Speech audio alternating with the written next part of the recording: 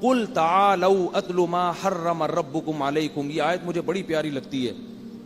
اللہ تعالیٰ ایسا معلوم ہوتا ہے کہ ہم لوگوں کے 15ویں صدی کے مزاج کو دیکھ کے نا اللہ نے یہ آیت نازل کی ہے. ویسے تو اس زمانے میں بھی فٹ تھی, آج اور زیادہ فٹ آ رہی ہے. ایسے جیسے ہم اختلافات کے بکھیڑوں میں پڑ کے نا پریشان ہو جاتے ہیں, یار کیا ہے پتہ نہیں کیا کرنا ہے, ٹانگیں یوں کرنی ہے کہ یوں کرنی ہے, ٹھیک ہے نا. ادھر جاؤ وہ بولتے زور سے آمین, وہ رفع الیدین وغیرہ نہیں کرنا, رفع الیدین وہ کہہ رہے یہ کرنا ہے وغیرہ. پھنس جاتا ہے انسان. پگڑی کون سی پہننی بھی ہے کہ نہیں پہننی, ٹوپی پہننی ہے یا کرانی ہے کسی کو, تو اتنی پریشانی ہو جاتی ہے انسان. اتنے فرقے بن گئے ہیں. اہل حدیث کی بھی بڑی قسمیں وجود میں آ گئی. ٹوپیوں والے الگ, بغیر ٹوپیوں والے. ابھی تک تو یہ تھے نا حنفیوں میں دیوبندی بریلوی بنے ہوئے تھے. اہل حدیث میں کہا جاتا تھا نہیں, اہل حدیث میں بہت سارے بن گئے, ٹوپی والے, بغیر ٹوپی والے. پھر اہل حدیث میں بعض کہتے ہیں کہ عورتیں سمٹ کے نماز پڑھیں, اہل حدیث میں ایسے علماء ہیں, اور بعض کہتے ہیں نہیں مردوں کی طرح پڑھیں. پھر جو بغیر ٹوپی والے ہیں ان میں بھی بہت نماز جنازہ کچھ زور سے پڑھتے ہیں, کچھ آہستہ پڑھتے ہیں, کچھ عجیب. تو پبلک اتنی پریشان ہوتی ہے کہ یار یہ دین کے مقتدا اور رہبر ہیں, کہاں لے کے جا رہے ہیں یار ہم. ٹھیک ہے آپ علماء کے پاس بیٹھ کے یہ مسئلے بھی حل کریں تاکہ حق تک پہنچیں, لیکن یہ اتنے بڑے ایشو نہیں ہیں. یہ مسئلہ آپ کا حل نہیں ہوا تو جہنم میں نہیں اللہ پھینکے گا آپ کو اس بنیاد. سیکھیں تاکہ گمراہی کی طرف نہ جائیں, لیکن یہ اتنا بڑا ایشو نہیں ہے. بڑے ایشو کیا ہیں؟ قرآن کہہ رہا ہے قل تعالوا, اے نبی ان سے کہہ دو تعالوا آؤ. کیسا پیارا اس انداز ہے, آؤ.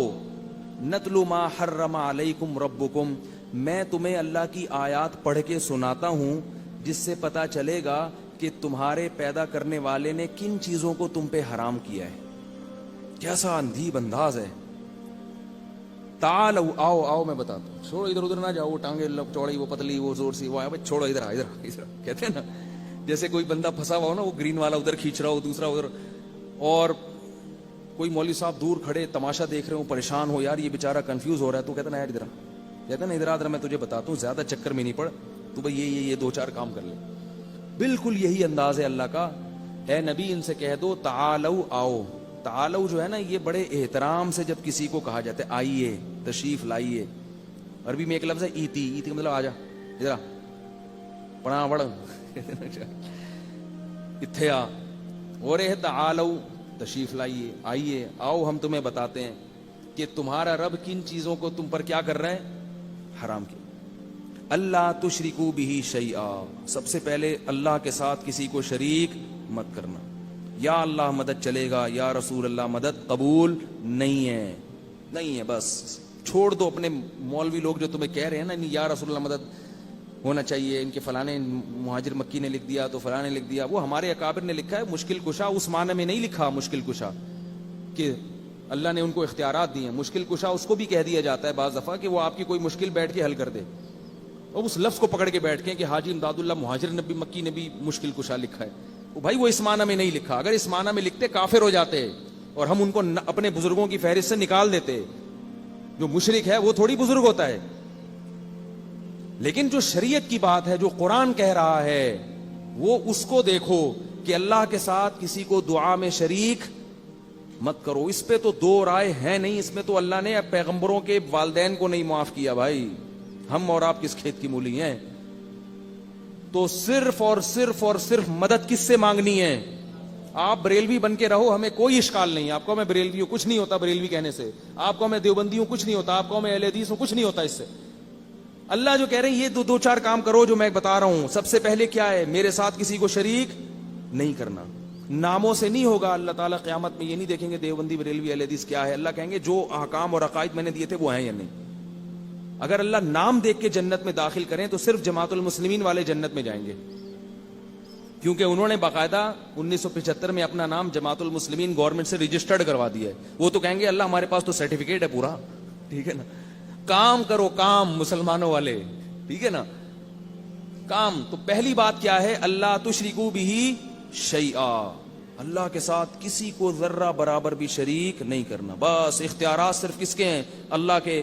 یا ایھا الناس انتم الفقراء الی اللہ, اے لوگوں میں نبی بھی داخل ہیں یا نہیں ہے, سب داخل ہیں اس میں. انتم الفقراء الی اللہ, تم سب کے سب اللہ کے در کے فقیر و محتاج ہو, کچھ نہیں کر سکتے اللہ کے ارادے کے بغیر.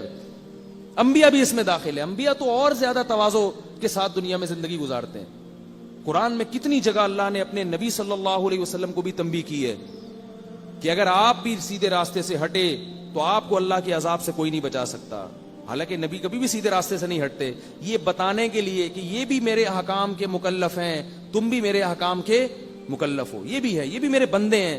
تبھی ہم جب کلمہ پڑھتے ہیں اشہد ان لا الہ الا اللہ وحدہ لا شریک لہ واشہد ان محمدا عبدہ ورسولہ. دیکھو کیسا عجیب کلمہ ہے, عبد کا لفظ پہلے ڈال دیا, رسول کا لفظ بعد میں.